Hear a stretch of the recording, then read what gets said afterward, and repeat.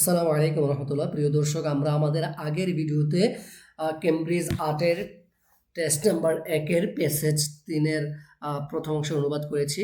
আজকের এই ভিডিওতে আমি মূলত কেমব্রিজ আর্টের 1 নম্বর টেস্টের 3 নম্বর প্যাসেজের বাকি অংশটা অনুবাদ করার চেষ্টা করবো ইনশাআল্লাহ। যদি আমার এই চ্যানেলের মাধ্যমে বা আমার এই ভিডিওর মাধ্যমে আপনারা উপকৃত হয়ে থাকেন, বা আপনাদের যে স্কিলটা আছে, ইংরেজির স্কিলটা কিছুটা হলেও ইমপ্রুভ হচ্ছে, তাহলে অবশ্যই আমার এই চ্যানেলকে সাবস্ক্রাইব করবেন এবং কমেন্টে আপনাদের মতামত লিখবেন এবং আমার পাশে থেকে আমাকে আরও উদ্বুদ্ধ করবেন। আশা করছি আমার এই ধারাবাহিক ভিডিওগুলো দেখার মাধ্যমে যারা ইংরেজিতে প্রচুর পরিমাণ ভয় পান, কেমব্রিজ বই ধরবেন দূরের কথা, বই কাছে যেতে পারছেন না, আমি আশা করি এইভাবে যদি আপনি অনুবাদগুলো দেখেন, ফলো করেন, মোটামুটি 2-4টা বই যদি শেষ করতে পারেন, ইনশাল্লাহ আমি আশা করতে পারি যে এরপরে আপনার ইংরেজির যে একটা ভয়, কেমব্রিজ চর্চা করার, প্র্যাকটিস করার যে একটা ভয়, ওই ভয়টা দূর হয়ে যাবে। তাহলে চলুন কথা না বাড়িয়ে আমরা আমাদের পরবর্তী যে অনুবাদ কার্য সেটা শুরু করছি। তো প্রিয় দর্শক, আজকে আমরা এর আগে রেজাল্টস পর্যন্ত শেষ করেছিলাম। আজকে হচ্ছে দিস থেকে শুরু করব। তাহলে this range from sensory language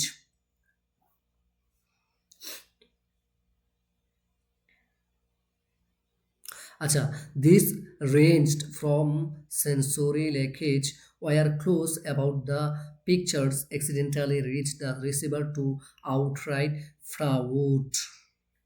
আচ্ছা, বলছে দিস রেঞ্জ ফ্রম, মানে দিস রেঞ্জ, এই যে এই রেঞ্জগুলা ফ্রম সেন্সরি লেকেজ, মানে যার মধ্যে আছে কি সেন্সরি লেকেজ, মানে ইন্দ্রিয়জনিত ফাঁস, সেন্সরি লেকেজ।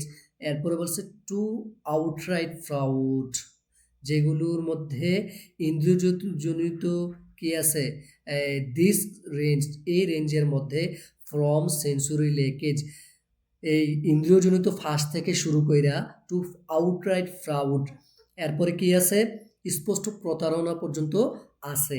এবার মাঝে বলছে ওয়ার ক্লোজ অ্যাবাউট, মানে এই যে সেন্সরি লেকেজ, ইন্দ্রিয়জনিত ফাঁস যেটা, এটার মধ্যে ওয়ার ক্লোজ অ্যাবাউট, যার মধ্যে ক্লু দেওয়া থাকে, মানে একটা ধারণা দেওয়া থাকে, পিকচার্স অ্যাবাউট দ্য পিকচার সম্পর্কে অ্যাক্সিডেন্টালি দুর্ভাগ্যবশত রিচ দ্য রিসিভার, যেগুলো রিসিভার পর্যন্ত পৌঁছায়া দেয়। এরপর বলছে in response the researchers issued,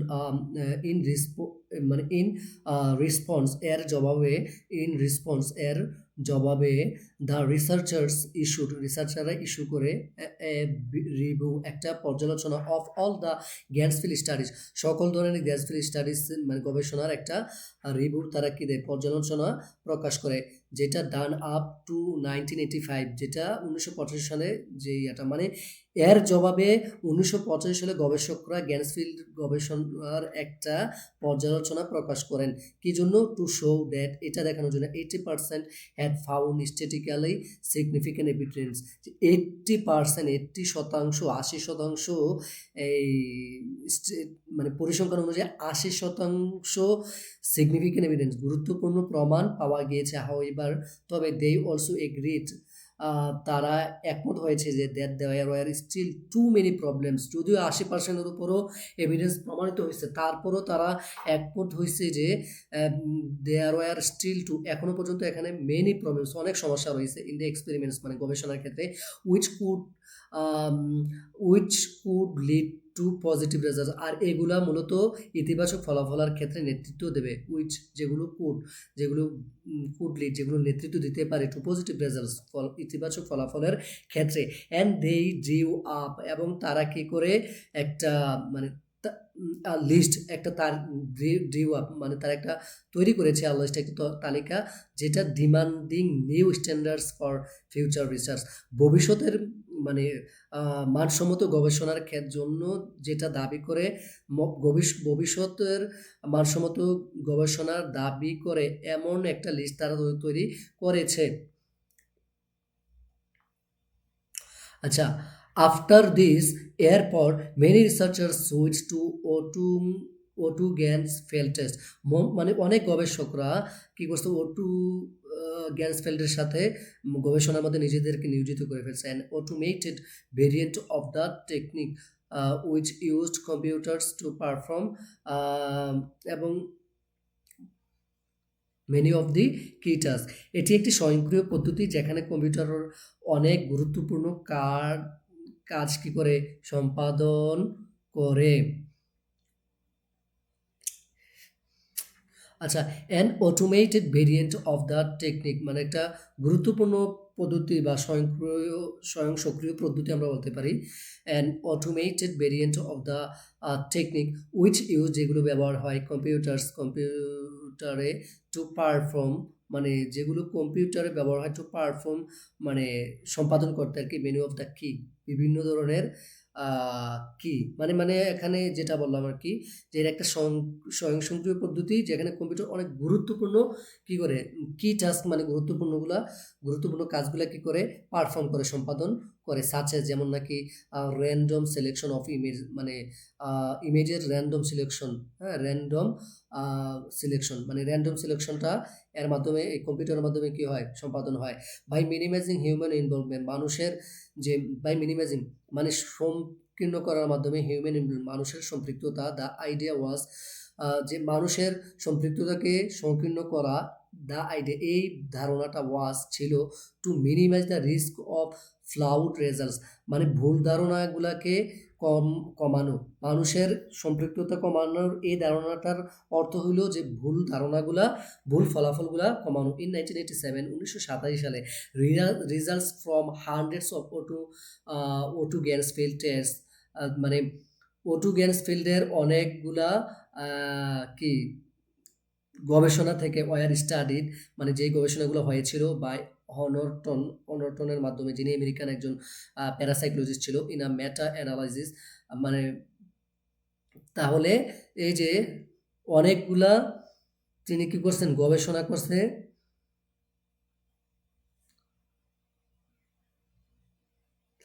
তাহলে 1987 সালে রেজাল্টস ফ্রম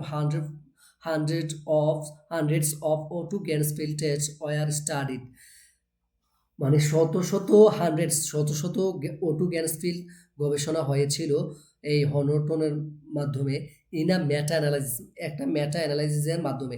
তাইলে হনরটন 1987 সালে একটা মেটা অ্যানালাইসিসের মাধ্যমে তিনি শত কি করছে ওটু গ্যান্সফিল্ড পরীক্ষা গবেষণা করছে। Statistical technique for finding the overall results from a set of studies. তাহলে এই যে মেটা অ্যানালাইসিসটা এখন কি বলছে এটা হলো meta analysis statistical techniques for finding the overall results from a set of studies. Meta analysis হলো একাধিক গবেষণার সম্মিলিত ফল বিশ্লেষণ করার পরিসংখ্যান ভিত্তিক কৌশল। তো বলছে স্ট্যাটিস্টিক্যাল টেকনিক এটা একটা মানে কি বলে পরিসংখ্যানমূলক একটা কি বা পরিসংখ্যান ভিত্তিক একটা কৌশল, ঠিক আছে। কিসের জন্য for finding the overall results সম্মিলিত ফলাফল বিশ্লেষণ করার জন্য বের করার জন্য from a set of studies, ঠিক আছে।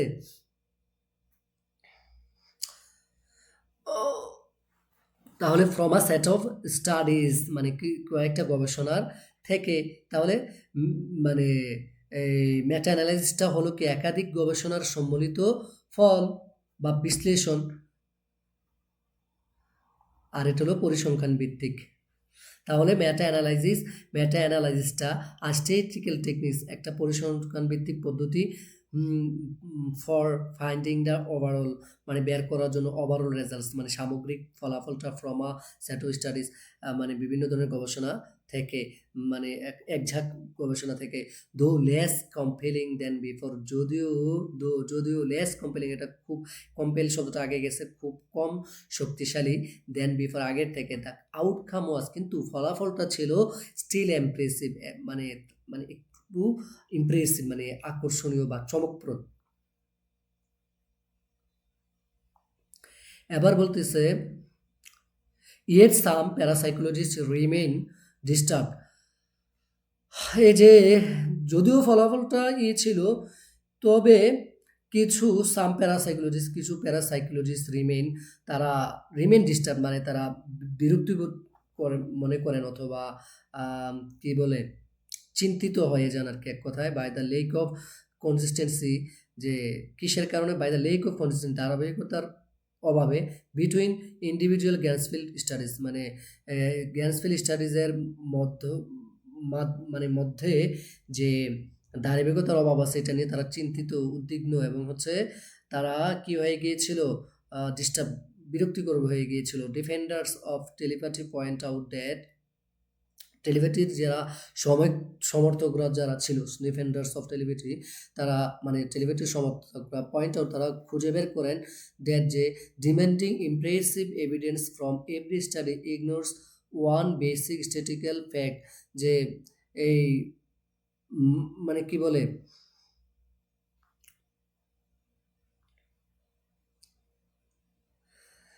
ডিমান্ডিং, আশা করা, এই টেলিপ্যাথির সমর্থকরা খুঁজে বের করেন যে ডিমান্ডিং, আশা করা, ইমপ্রেসিভ বা দাবি করা, ইমপ্রেসিভ এভিডেন্স, একটা কার্যকরী বা এই প্রভাবিত ইমপ্রেসিভ এভিডেন্স, প্রমাণ, ফ্রম এভরি স্টাডি, প্রত্যেকটা গবেষণা থেকে এই যে এটা ইগনোরস, মানে কি করে, ইগনোর করে, মানে কি উপেক্ষা করে, ওয়ান বেসিক স্ট্যাটিক্যাল, একটা মৌলিক পরিসংখ্যান সত্যতা। তাহলে তারা এই জিনিসটা বুঝছে যে প্রত্যেকটা গবেষণা থেকে, প্রত্যেকটা স্ট্যাটিক্যাল, যে মানে কি বলে, টেলিপ্যাথি সংক্রান্ত যতগুলো এই পরীক্ষাগুলা হবে, সবগুলা থেকে এই একটা ইমপ্রেসিভ এভিডেন্স তালাশ করা, অনুসন্ধান করা, এটা একটা মৌলিক পরিসংখ্যানকে কি করে উপেক্ষা করে।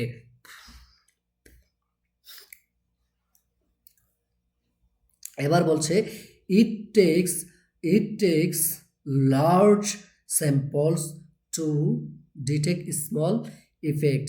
আর এই যে এটার ফলে, হ্যাঁ, এই যে এই প্রত্যেক ইয়া থেকে ইমপ্রেসিভ এভিডেন্স তালাশ করলে এটার কারণে একটা কি হয়, মৌলিক পরিসংখ্যান উপেক্ষা হয়।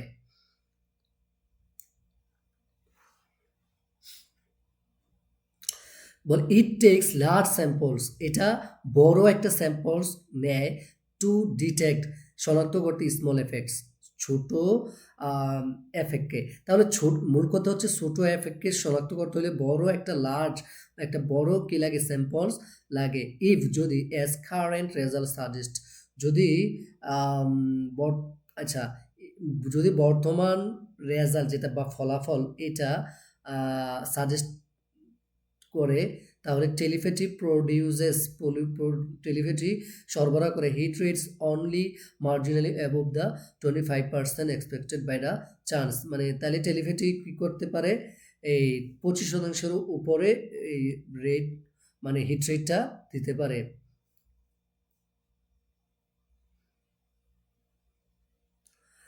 তাইলে বলতেছে টেলিপ্যাথি সরবরাহ করে hit rates only marginally above the 25%, 25%-এরও বেশি হিট রেট দেয়, এক্সপেক্টেড বাই চান্স, যেটা মানে চান্স দ্বারা, মানে যেটা এক্সপেক্ট করা হইতো আর কি। It's unlikely to B detected, যে ইটস আনলাইকলি, এখানে আনলাইকলি দ্বারা ধরতে পারি যে এটা অসম্ভব, টু বি ডিটেক্টেড, শনাক্ত করা, বাই আ টাইপিক্যাল গেন্সফেল্ড স্টাডি, যে টাইপিক্যাল গেন্সফেল্ড, যেটা এই এমন একটা গ্যান্সফেল স্টাডি ইনভলভিং অ্যারাউন্ড 40 পিপল, যে এই গ্যান্সফেল গবেষণাটা হয় 40 জন পিপল, মানে 40 জন লোক দ্বারা। তাইলে বলতেছে 40 জন লোক দ্বারা একটা গ্যান্সফিল গবেষণা 40 জন লোক দ্বারা পরিচালিত একটা গ্যান্সফিল গবেষণা, পরিচালিত একটা গবেষণার দ্বারা, হ্যাঁ, এই কি করে মানে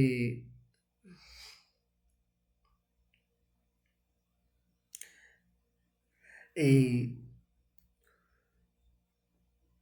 25%-এরও উপরে যে ইয়েগুলা হয়, হিট সেটস হয়, এটা মানে সম্ভব না, ঠিক আছে,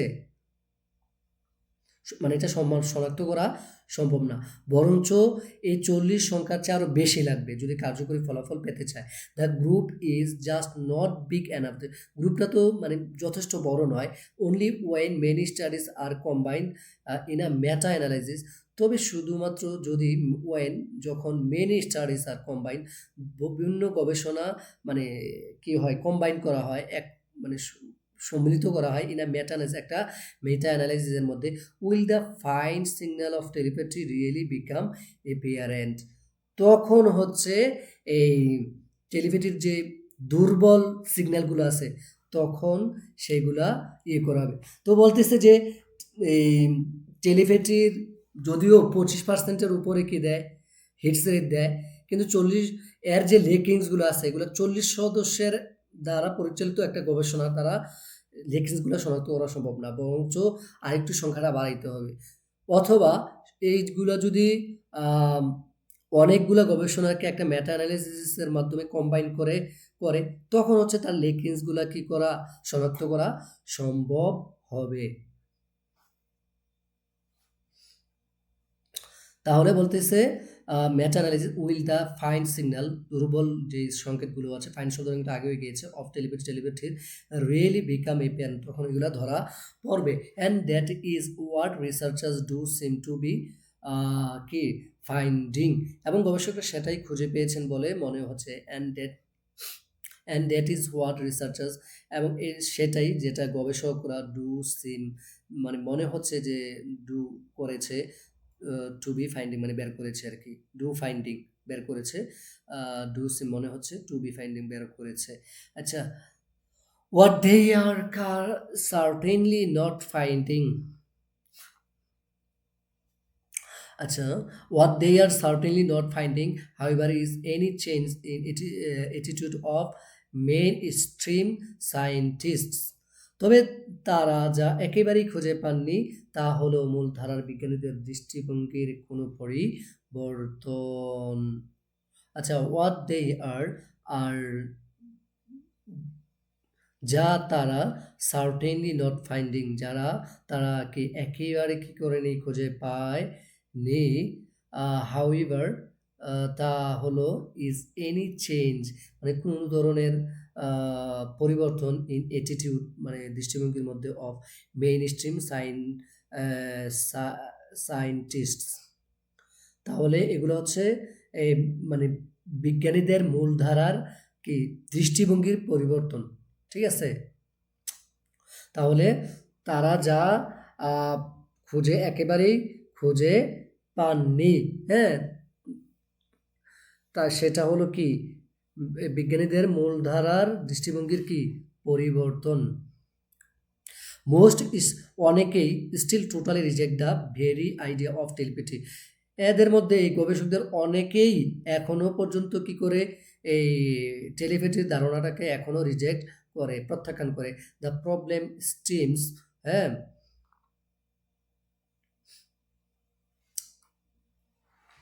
দ্য প্রবলেম স্টিমস, এই যে সমস্যার একটা কারণ হলো at least in part from the lack of any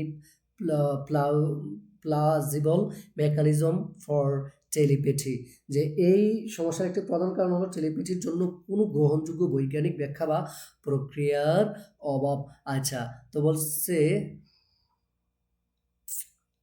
the problem stems, হ্যাঁ, দ্য প্রবলেম স্টেমস সমস্যাটি উৎপন্ন হয় বা জন্ম হয় অ্যাট লিস্ট, হ্যাঁ, অ্যাট লিস্ট ইন পার্ট অন্তত কিছু অংশে, অ্যাটলিস্ট অত্যন্ত, ইন পার্ট কিছু অংশে, ফ্রম দ্য লেক অফ মানে অভাব থেকে, হ্যাঁ, এনি প্লাজিবল মেকানিজম কোনো মানে গ্রহণযোগ্য প্রক্রিয়া। তাহলে বলতেছে এই সমস্যাটা মূলত শুরু হয়, এই সমস্যাটা মূলত কি হয় শুরু হয় মানে at least in part from lake of plausible mechanism, মানে কি বলে মানে যৌক্তিক যে কার্যকরী যে প্রক্রিয়াগুলো আছে, পদ্ধতিগুলো আছে, এই কোনো গ্রহণযোগ্য যে প্রক্রিয়া, কোনো গ্রহণযোগ্য প্রক্রিয়ার মানে কিছু অংশে, কোনো মানে কোনো গ্রহণযোগ্য প্রক্রিয়ার কিছু অংশে, হ্যাঁ,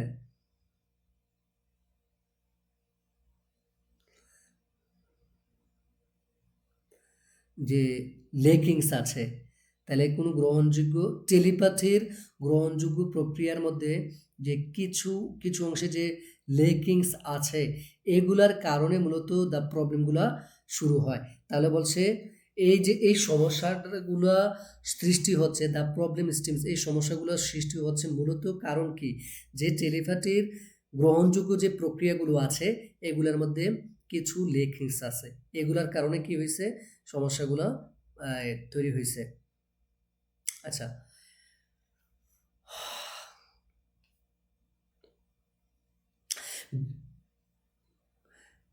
various theories have been put forward, many focusing on esoteric ideas from theoric, theoretical physics. নানা তত্ত্ব প্রস্তাব করা হয়েছে যেগুলোর অনেকগুলোই তাত্ত্বিক পদার্থবিদ্যার সাথে রহস্যময়। মানে কি, আমরা একটু ভেঙে অর্থটা আপনাদেরকে বুঝিয়ে দিই। ভেরিয়াস থিওরিজ, বিভিন্ন ধরনের মানে কি বলে থিওরি বা তথ্য, হ্যাঁ, ধারণা, ধারণা এগুলা have been put forward, have been put forward, যেগুলো উপস্থাপন করা হয়েছে বা যেগুলা রাখা হয়েছে, হ্যাঁ, মানে পুট ফরওয়ার্ড মানে উপস্থাপন করা আর কি। Many focusing on, many focusing on, যার যা এগুলা মানে ফোকাস করছে, মনোযোগ দিছে কিসের উপর, অন এজোটেরিক আইডিয়াস, হ্যাঁ, মানে হচ্ছে জটিল ধারণার উপরে। এজোটেরিক আইডিয়া মানে, এজোটেরিক মানে টারিক মানে হচ্ছে জটিল, জটিল বা দুর্বোধ্য, হ্যাঁ, দুর্বোধ্য আইডিয়ার উপরে। ফ্রম থিওরিটিক্যাল ফিজিক্স, ফিজিক্স মানে কি বলে, তাত্ত্বিক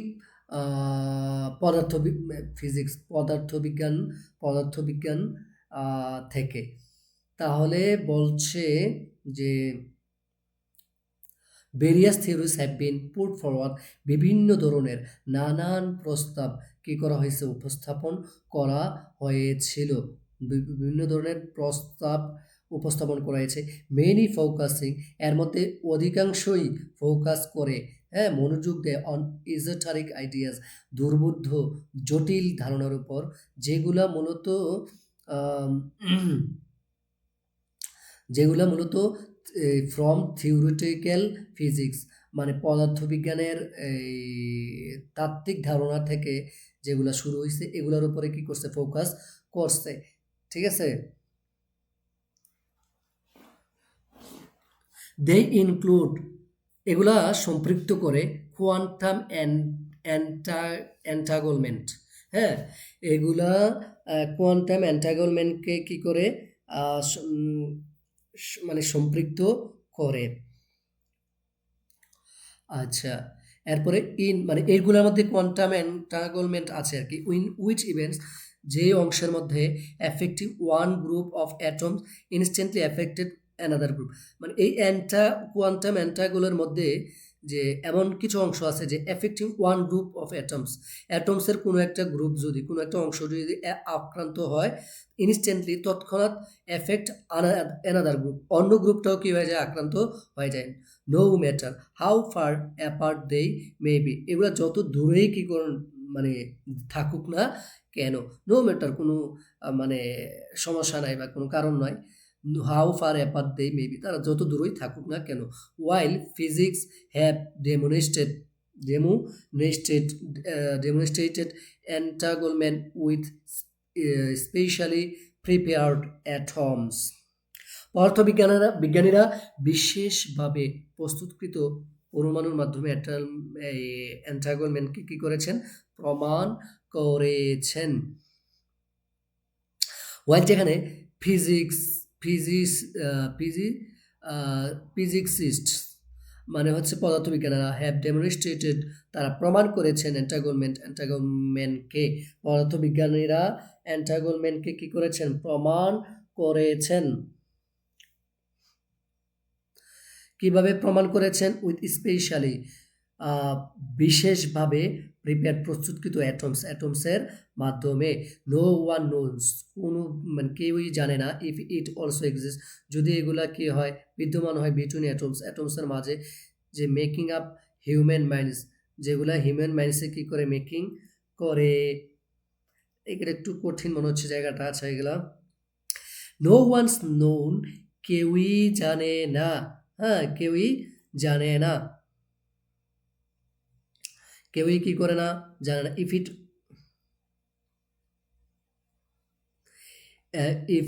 কি জানে না, কি জানে না, যে ইফ ইট অলসো এক্সিস্ট, এগুলা কি মানে বিদ্যমান কিনা, বিটুইন অটামস, মানে অ্যাটমের মাঝে, যেগুলা মেকিং আপ হিউম্যান মাইন্ডস, যেগুলো মানুষের মানে মনকে কি করে গঠন করে।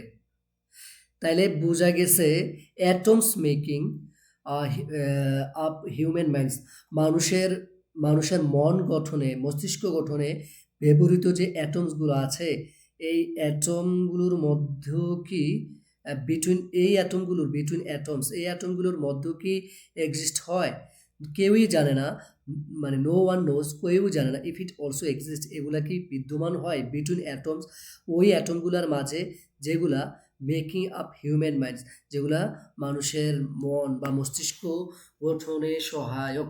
তাহলে দেখেন এই আবার একটু মানে একটু কঠিন ঘুরে পেঁচাই বলছে আর কি। নো ওয়ান নোজ, কেউই জানে না, ইফ ইট অলসো এক্সিস্ট, এগুলা কি বিদ্যমান হয় বা আছে কিনা, বিটুইন অ্যাটমস, ওই সমস্ত অ্যাটমগুলোর মাঝে, মেকিং, যেই অ্যাটমগুলো গঠন করে, মেকিং আপ গঠন করে হিউম্যান মাইন্ডস, মানুষের মাইন্ডকে, মানুষের মস্তিষ্ককে। Answering such questions would transform parapsychology. এই প্রশ্নগুলোর উত্তর পেলে প্যারাসাইকোলজির চেহারাই কি করবে, বদলে যাবে। বলছে আনসারিং সার্চ কোয়েশ্চেন, এই ধরনের উত্তরগুলো যদি পাওয়া যায়, ওর ট্রান্সফর্ম, হয়তো বদলে যাবে প্যারাসাইকোলজির অবস্থা, চেহারা। This has prompted some researchers to argue that the future lies not in collecting more evidence for telepathy. এই কারণেই কিছু গবেষক বলেছেন, ভবিষ্যৎ সম্ভবত আরও প্রমাণ সংগ্রহে নয়। This has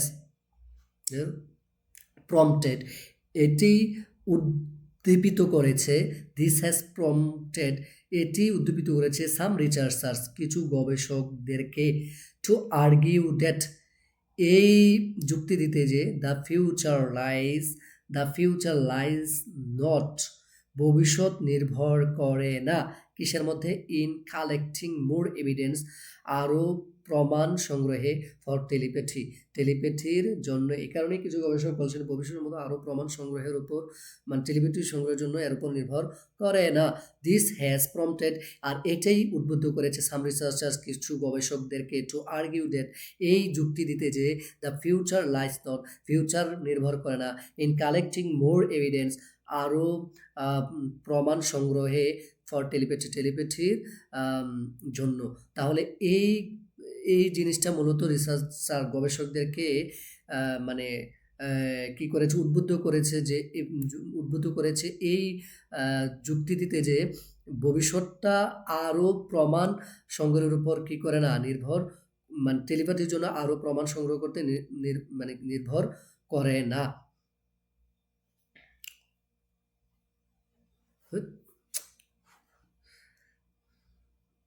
আচ্ছা, but in proving possible mechanisms, বরং সম্ভাব্য আহ, বরং প্রুভ, বাট ইন প্রুভিং, বরঞ্চ প্রুভ করার ক্ষেত্রে, পসিবল মেকানিজম, মানে মানে কি বলে, সম্ভাব্য কার্যপদ্ধতি। Okay, some work has begun already, ইতিমধ্যে কিছু কাজ শুরু হয়ে গিয়েছে। Some work has begun already with researchers trying to identify people who are particularly successful in autogen's failed trials. With researchers মানে এই মানে কিছু রিসার্চার্স ট্রাইং মানে কিছু গবেষকরা চেষ্টা করছে টু আইডেন্টিফাই চিহ্নিত করতে পিপল মানুষ কিছু এমন মানুষদেরকে হু আর যারা পার্টিকুলারলি বিশেষভাবে successful in auto auto ganzfeld trials মানে ওটু গ্যান্স ফাইল গবেষণার ক্ষেত্রে যারা ইতিমধ্যে সফল তাদের এমন ধরনের কিছু মানুষ চিহ্নিত করার ক্ষেত্রে গবেষকরা মানে ইতিমধ্যে কী করেছে নিজেদেরকে নিয়োজিত করে ফেলেছে। আর্লি রেজাল্টস শো দ্যাট মানে প্রাথমিক যে ফলাফল সেটা থেকে বোঝা যায় যে creative and artistic people do much better. Creative and artistic মানে ক্রিয়েটিভ এবং আর্টিস্টিক যারা আছে তারা মাচ বেটার তারা অনেক ভালো। তাহলে ক্রিয়েটিভ মানে যারা হচ্ছে সৃজনশীল কি বলে সৃজনশীল ব্যক্তিত্ব যারা তারা অ্যান্ড আর্টিস্টিক মানে হচ্ছে যারা শিল্প নিয়ে ব্যস্ত থাকে এই সমস্ত লোকরা পিপল ডু মাচ বেটার তারা অনেক ভালো করে দেন অ্যাভারেজে ক্রিয়েটিভ এবং আর্টিস্টিক ব্যক্তিরা বেশি ভালো করে in one study at the university of Edinburgh. তাহলে এডিনবার্গ ইউনিভার্সিটির একটা গবেষণায় দেখা গেছে মিউজিশিয়ানস এচিভ যারা শিল্পী মানে বাদ্যযন্ত্র যারা বাজায় এচিভ তারা অর্জন করেছে হিট রেট অফ 56%। তারা 56% হিট রেট অর্জন করেছে। পারহ্যাপস সম্ভবত more test like this will eventually give the researchers. আচ্ছা সম্ভবত মোর মোর টেস্ট আরও পরীক্ষা লাইক দিস এই ধরনের উইল ইভেনচুয়ালি গিভ দ্য মানে যেগুলো কাজ মানে মানে কার্যকরভাবে যেগুলো কি দিবে ফলাফল দিবে রিসার্চার্স গবেষকদেরকে the evidence they are seeking মানে ওই সমস্ত প্রমাণ খুঁজে পেতে যে তারা খুঁজতেছে অ্যান্ড স্ট্যান্ডেন এবং শক্তিশালী করবে দ্য কেস অফ মানে ওই ধারণাকে ফর দ্য এক্সিস্টেন্স অফ টেলিপ্যাথির বিদ্যমান অস্তিত্ব মানে টেলিপ্যাথির অস্তিত্বকে প্রমাণ করার যে দাবি আছে এটাকে আরও শক্তিশালী করতে এবং তারা যে প্রমাণগুলো খুঁজে এগুলারে আরও সহজে খুঁজে বের করে দিতে পারবে।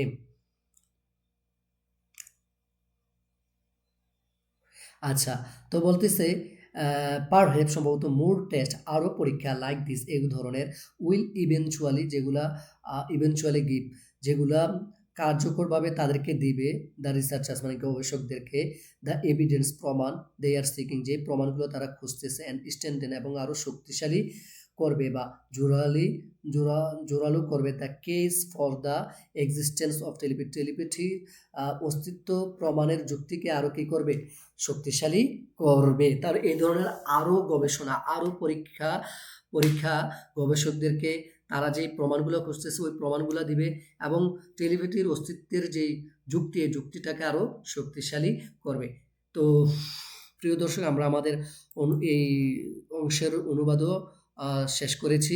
তো পরবর্তী কোনো ভিডিওয়ে এর পরের অংশ মানে 2 নাম্বার টেস্টের প্যাসেজগুলো নিয়ে আবার আলোচনা করার চেষ্টা করব ইনশাআল্লাহ। আজ এ পর্যন্তই। আপনারা ভালো থাকুন, সুস্থ থাকুন। আসসালামু আলাইকুম ওয়া রাহমাতুল্লাহ।